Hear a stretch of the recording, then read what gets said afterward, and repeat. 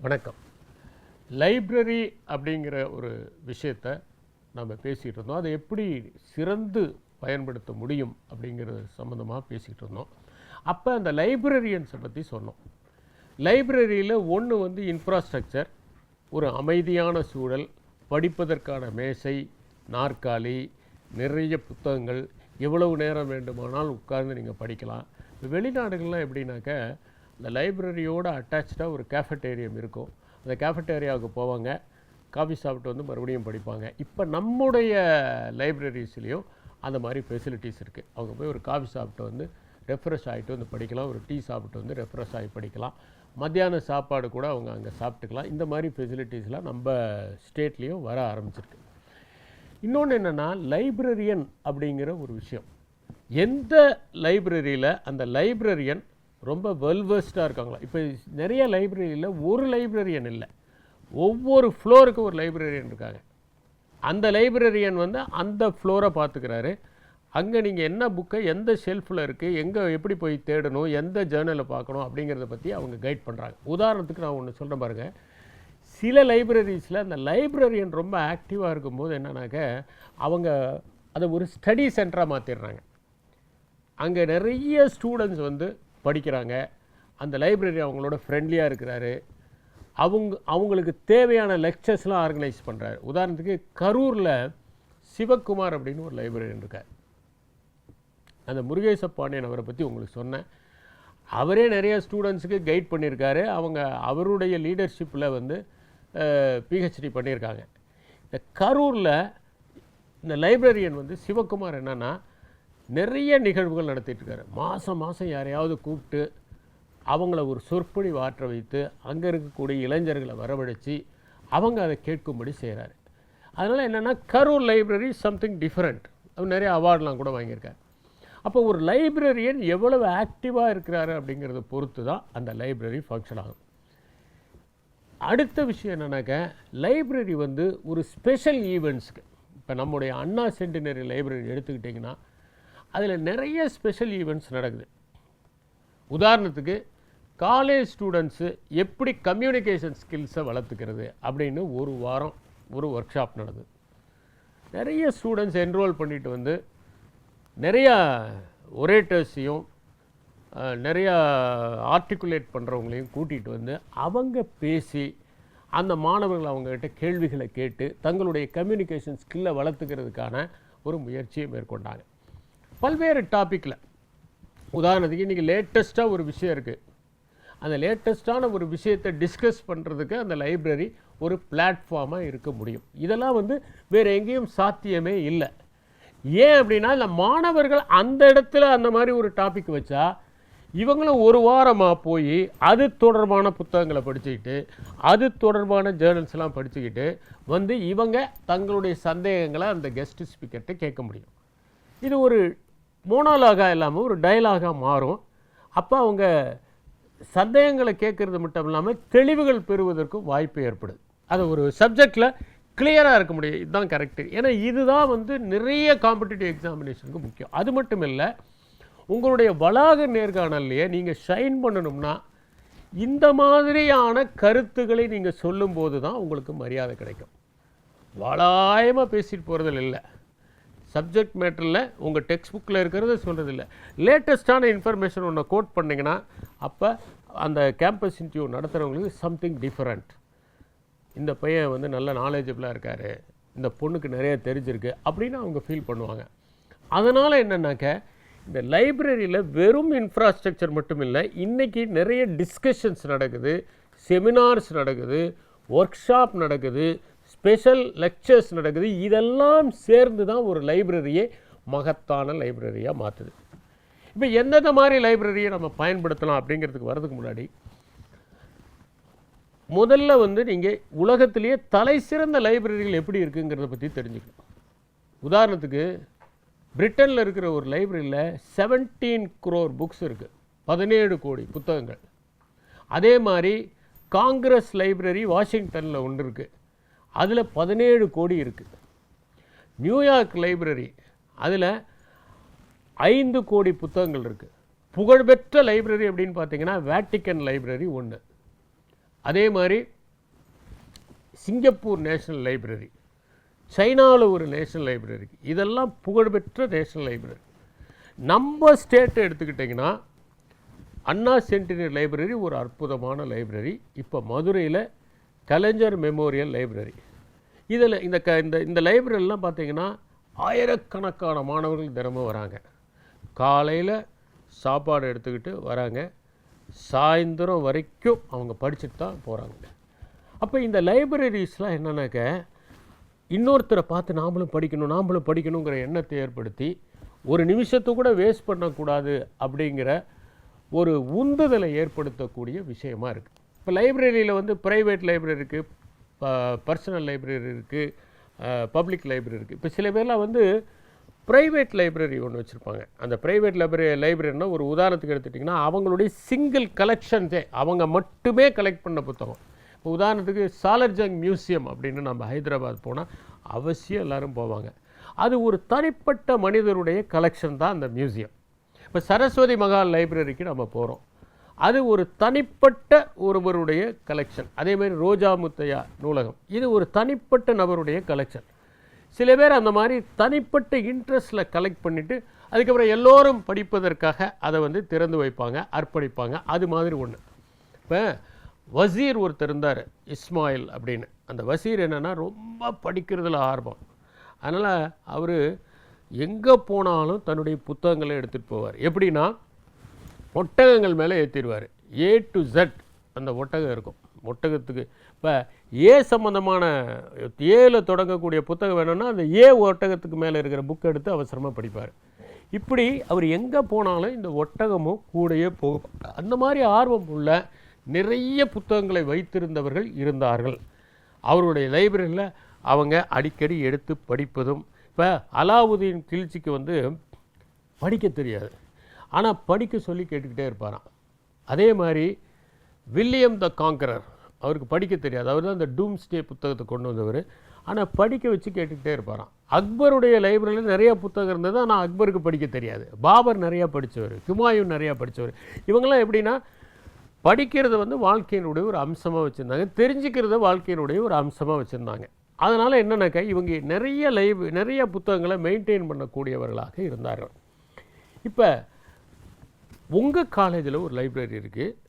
இந்த college library இல்லாமலும் நிறைய நல்ல லைப்ரரிகள். இப்போ டெல்லிலாம் பார்த்திங்கன்னா நான் வந்து ஜவஹர்லால் நேரு யூனிவர்சிட்டியில் தான் அந்த பர்சனாலிட்டி டெஸ்ட்டுக்காக ஒரு வாரம் தங்கியிருந்தேன். அப்போ அங்கே இருக்கிற ஸ்டூடெண்ட்ஸுக்கெல்லாம் நிறைய லைப்ரரியில் கார்ட்ஸ் கொடுத்து வச்சுருந்தாங்க.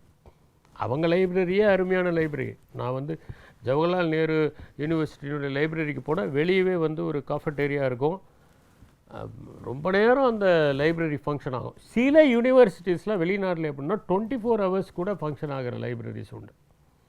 காலையிலேருந்து நைட்டு வரைக்கும் இல்லை. அது எப்போவுமே மூடப்படாத ஒரு லைப்ரரியாக இருந்தது உண்டு.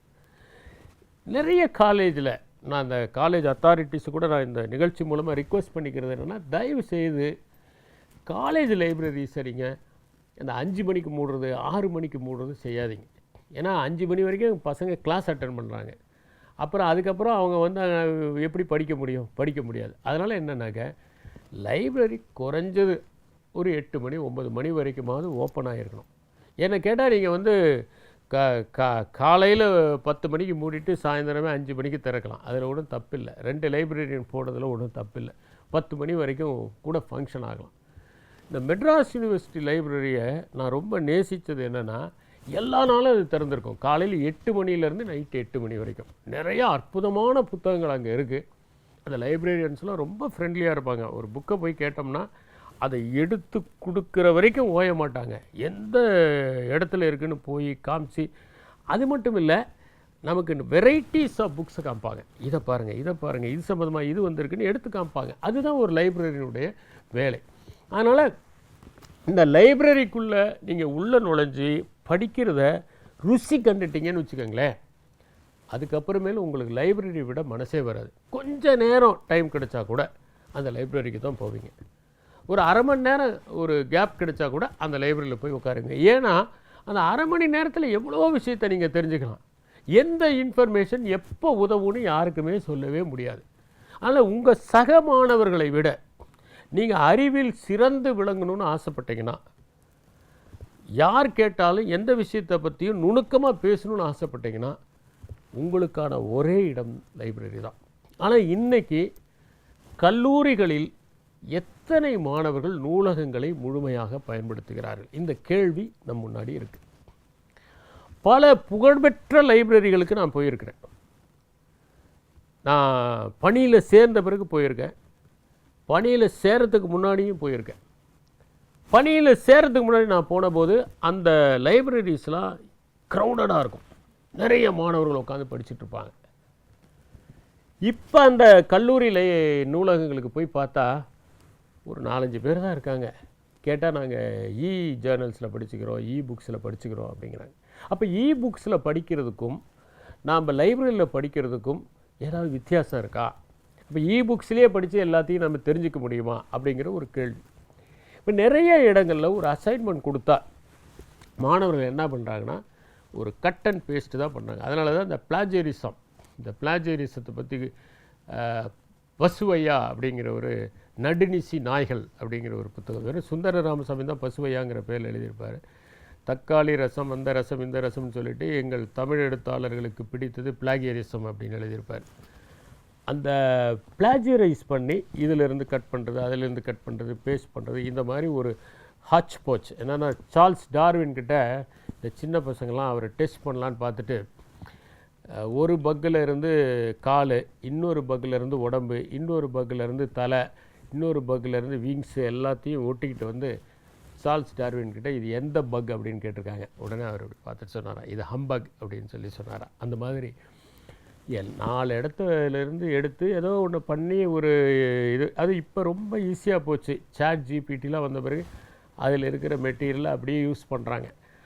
ஆனால் அது உங்களுடைய அறிவை வளப்படுத்துமா, விரிவுபடுத்துமா, ஏதோ ஒரு ரெஃபரன்ஸ்க்காக வச்சுக்கலாமே ஒழிய, நீங்கள் போய் தேடினீங்கன்னா தானே அது சம்மந்தமான ஆழமான ஒரு விசாரம் நமக்கு கிடைக்கும்.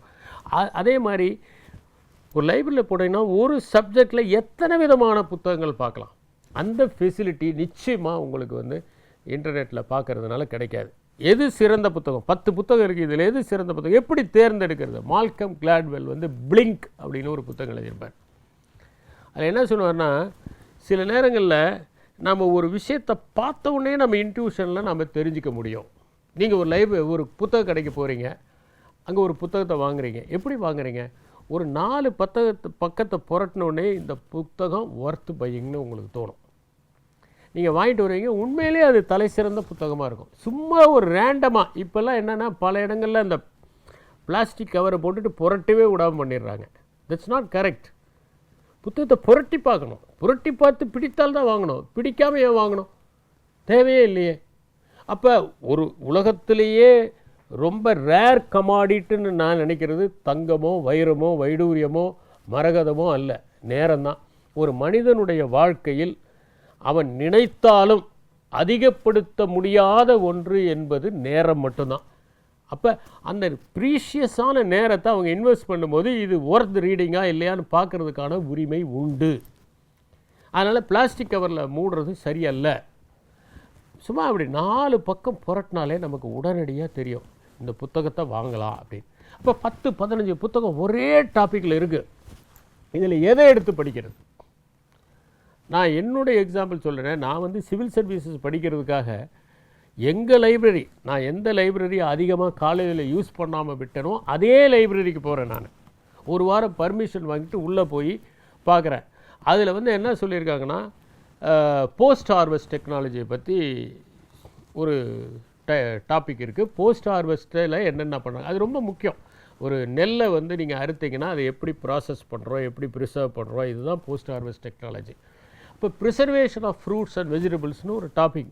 அதில் நிறைய கேள்விகள் கேட்டிருக்காங்க முந்தைய பேப்பர்ஸ் எல்லாம். அற்புதமான ஒரு புத்தகத்தை நான் பார்க்க முடியும். சும்மா அப்படியே புரட்டி பார்க்கும்போது அருமையான புத்தகம்.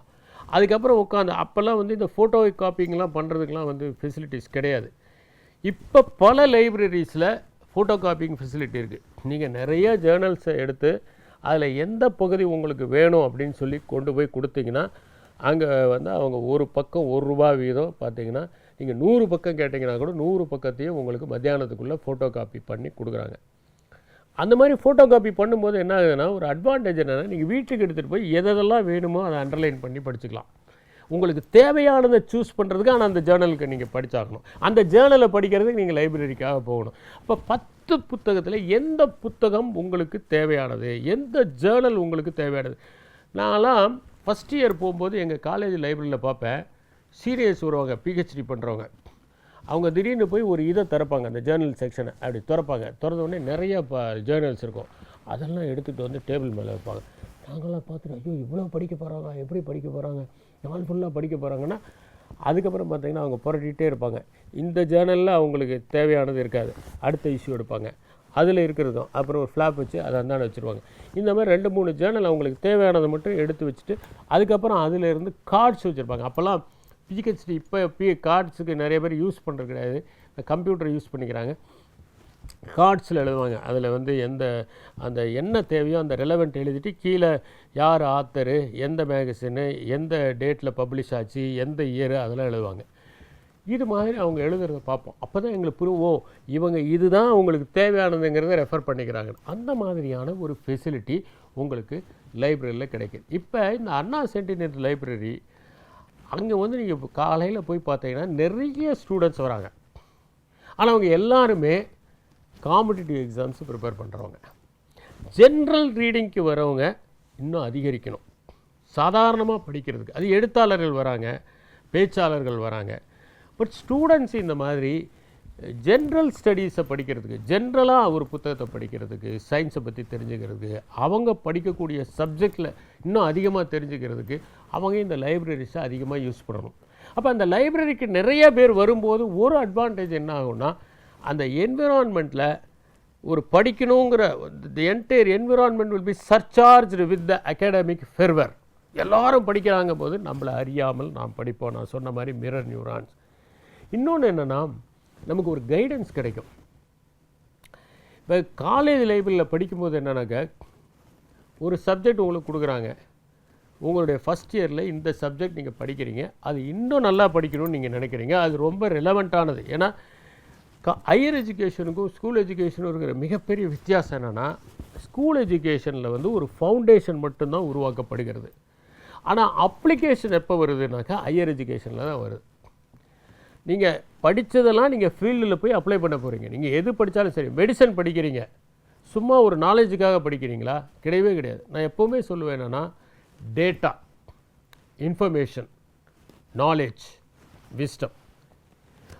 ஒரு புத்தகத்தில் இருக்கக்கூடிய தகவல்ங்கிறது வெறும் டேட்டா தான்.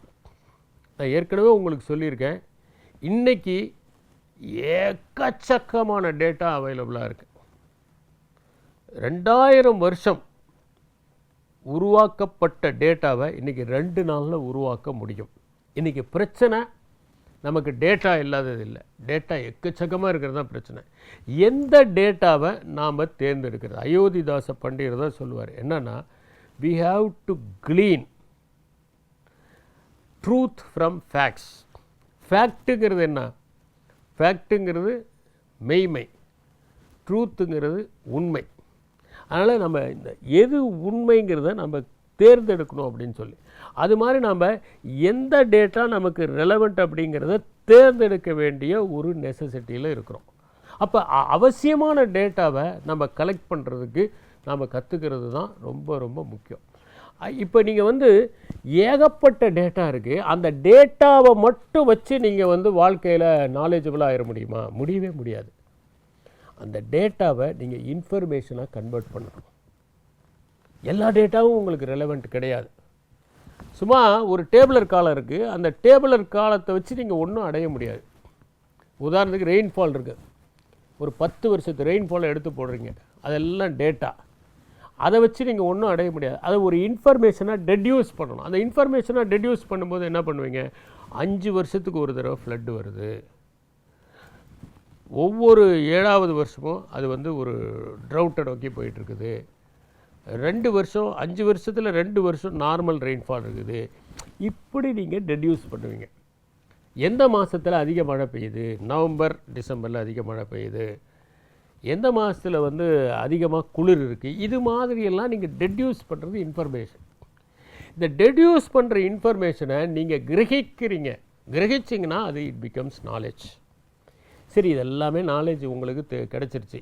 இவ்வளோ மழை பெய்யுது, இவ்வளோ இந்த மாதம்தான் மழை பெய்யுது, 5 வருஷத்துக்கு ஒரு தடவை மழை பெய்யுது.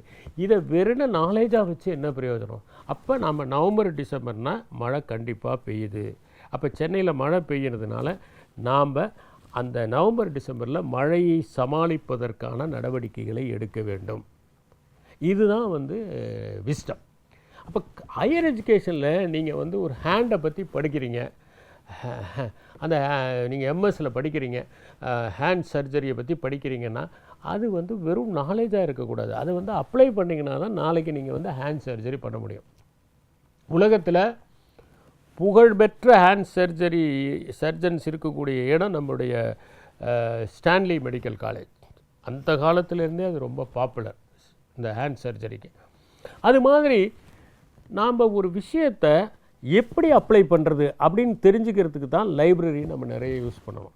இப்போ வெறும் நீங்கள் டெக்ஸ்ட் புக்கில் மனப்பாடம் பண்ணி எழுதி மார்க் வாங்கிட்டு வெளியே வந்தால் நீங்கள் ஷைன் ஆக முடியாது. உங்களை கேம்பஸ் இன்டர்வியூவில் யாருமே செலக்ட் பண்ண மாட்டாங்க. இப்போ என்ன ஸ்கில்ஸ் தேவைப்படுது? நீங்கள் போகிறீங்க. இப்போ நிறைய ஸ்டூடெண்ட்ஸ் என்னென்னா இந்த கேம்பஸ் இன்டர்வியூவில் செலக்ட் ஆகலைன்னா அதுக்கப்புறம் ஃபெட்டப் ஆகிடுறாங்க. அதுக்கப்புறம் என்ன ஆகுறாங்கன்னா எந்த முயற்சியுமே எடுக்க மாட்டேங்கிறாங்க.